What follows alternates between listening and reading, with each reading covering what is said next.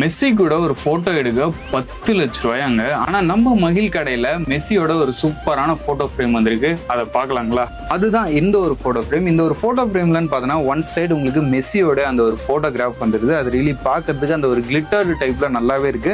அதுக்கடுத்து இந்த சைடுன்னு பார்த்தீங்கன்னா அவர் யூஸ் பண்ண ஜெர்சிஸ்லாம் கொடுத்துருக்காங்க. மேலே அவர் யூஸ் பண்ண ஃபுட்பால்ஸும் கொடுத்துருக்காங்க. மேலே உங்களுக்கு அந்த ஒரு பில்ட் எல்லாமே சூப்பராகவே பண்ணியிருக்காங்க.